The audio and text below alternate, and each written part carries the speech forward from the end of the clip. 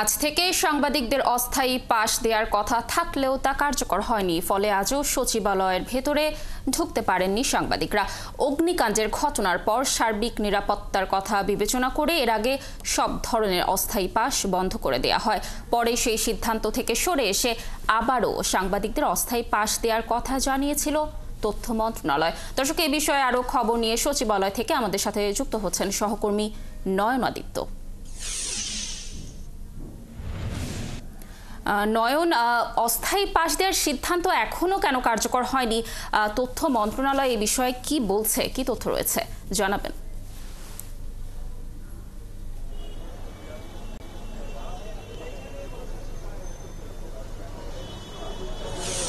দেখুন, এখানে শুধু তথ্য মন্ত্রণালয়ের বিষয় নয়, এখানে তথ্য মন্ত্রণালয় এবং স্বরাষ্ট্র মন্ত্রণালয় দুটি মন্ত্রণালয় জড়িত। এবং গতকালকে সাংবাদিকরা, অর্থাৎ যারা সচিবালয়ে নিয়মিত এই সচিবালয়ের সংবাদ সংগ্রহ করে, তাদের প্রতিনিধি স্বরাষ্ট্র উপদেষ্টার সাথে এবং স্বরাষ্ট্র মন্ত্রণালয়ের অন্যান্য প্রতিনিধিও সেখানে ছিলেন, কর্মকর্তারা ছিলেন, তাদের সঙ্গে বৈঠক করেছেন। এবং সেই বৈঠকে যে সিদ্ধান্তটি হয় যে আজকে সকাল থেকে অস্থায়ী পাস দেওয়া হবে যারা এই সচিবালয়ের সংবাদ সংগ্রহ করেন তাদের জন্য।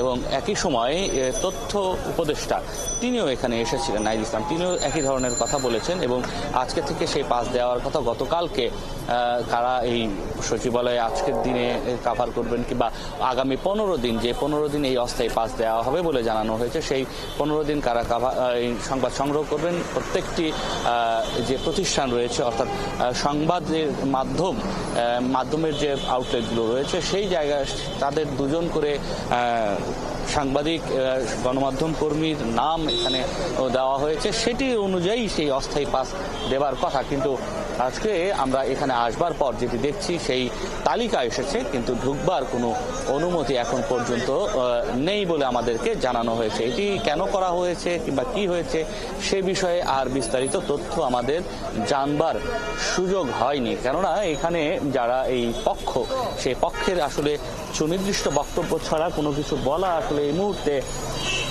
সম্ভব নয়। তবে আমরা যেটি ধারণা করতে পারি, সরকারের, সেটি রাজনৈতিক সরকার হোক কিংবা অন্তর্বর্তীকালীন সরকার হোক, যে কোনো সরকারেরই যে সিদ্ধান্ত, সেই সিদ্ধান্ত এবং তার বাস্তবায়নের মধ্যে যে প্রতিবন্ধকতা কিংবা যে জটিলতা, সেই জটিলতার মধ্যে দিয়েই কিন্তু আরও একবার এই যে গণমাধ্যম কর্মীদের সচিবালয়ে প্রবেশের যে বিষয়টি, সেটি আরও একবার ঝুলে গেল। যদিও আমরা অসমর্থিত নানা সূত্র থেকে যেটি জানতে পারছি, আজকে দুপুরের পরে হয়তো গতকালকে তথ্য উপদেষ্টা এবং স্বরাষ্ট্র উপদেষ্টা যে সিদ্ধান্ত জানিয়েছিলেন যে সকাল থেকে সাংবাদিকরা সংবাদ সংগ্রহের জন্য সচিবালয়ে ঢুকতে পারবে, সেটি হয়তো দুপুরের পর থেকে কার্যকর হবে। তার একটি কারণ হিসেবে আমি আপনাকে বলতে পারি যে সচিবালয়ে অগ্নিকাণ্ডের ঘটনায় যে তদন্ত কমিটি করা হয়েছিল, যাদের প্রাথমিক তদন্ত প্রতিবেদন জমা দেবার কথা আজ, সেটি হয়তো দুপুরের পর জমা দেওয়া হবে। তারপর হয়তো স্বরাষ্ট্র মন্ত্রণালয়ের যিনি সচিব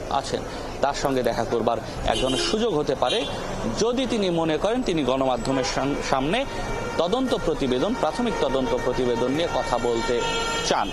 সেই ক্ষেত্রে হয়তো গণমাধ্যম কর্মীদের ভেতরে ঢুকবার সুযোগ হতে পারে। সেটিও এখনো নিশ্চিত নয়, কারণ আনুষ্ঠানিকভাবে এখানে কোনো তথ্য এখন পর্যন্ত জানানো হয়নি। তবে গত 2-3 দিন এই সচিবালয়ে প্রবেশের ক্ষেত্রে যে ধরনের প্রতিবন্ধকতা কিংবা যে ধরনের নিয়ম এখানে মানা হচ্ছে, সেটি আজকেও একইভাবে পালন করা হচ্ছে। এখানে স্টিকারযুক্ত গাড়ি ছাড়া কোনো গাড়ি ভিতরে প্রবেশ করতে পারছে না। তবে সেই স্টিকারযুক্ত গাড়িগুলোর মধ্যেও শুধুমাত্র উপদেষ্টা সহকারী এবং সচিব পর্যায়ে যারা আছেন তাদেরকেই ভিতরে গাড়ি সহ প্রবেশ করতে দেওয়া হচ্ছে।